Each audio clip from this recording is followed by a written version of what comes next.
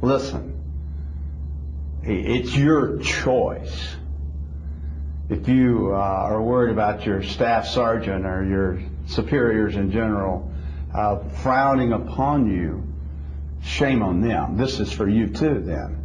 You know, shame on you. This is something that has to be dealt with, and can be dealt with, and can be controlled. And people can live productive, happy lives in the military, in the private sector, and it's treatable.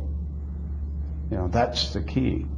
In the military, it's a different story, I can only imagine, because we're in a business of carrying a weapon and fighting to defend this country's freedom. And there is I look up, we see the commercials on television for the Army, the Navy, the Air Force, Marines, you know, the National Guards, and how strong and proud and marching up the hill and flying through the skies and busting through the seas and firing missiles. I mean, it's a macho businessman being in the military, you know.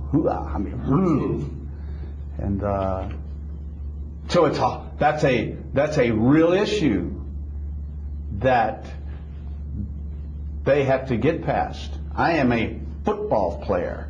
That is no more macho than a football player. And I've had people laugh at me. Come on, man, you gotta be kidding me. I said it's been tough. It's been tough, but I'm 57, and I started talking about depression 4 years ago, and I just finally decided, you know what, people can't think what you want to think. I really don't care.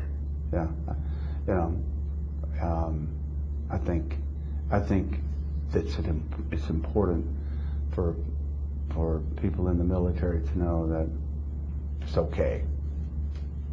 What's not okay is for you not to do something about it. I'd tell every man, woman, boy, girl, you can take you can take medicine, and there are a lot of antidepressants out there. Some will work, some will not work for you. Find the one that will. And then the most important thing is you got to talk. You got to talk. And what that does is help you understand you, and you will find out what triggers it. And it's not that complicated. But it's hard to do. It's hard to come clean, you know, especially for a man to sit down and tell someone, you know, boy, here's my life. You ain't gonna like this. It's embarrassing.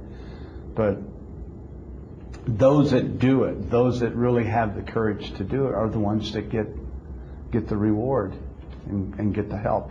I understand, regardless of how depressed you may feel, or how concerned you are about what's going on in your mind. You don't quite understand what's happening, and trust me, isolation causes it. Being away from home causes it. Having a family being away causes it. Losing a wife or a husband causes it. Any negative causes it, triggers it. Your situation is harder than mine because you're part of the mental picture that we all have of this great country as our servicemen and women. People who fight, people who have died to keep our country free and great. And that represents strength, the bald eagle, strength. And the real problem that you have is, who do I go talk to? And here's the key, will they listen?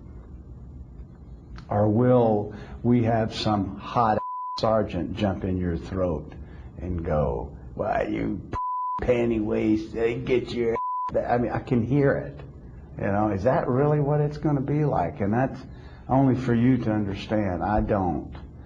But let me say this, if I would have thought that when I went to Dr. Tucker that he would have laughed at me, I would have never gone to him, and I would still be miserable today.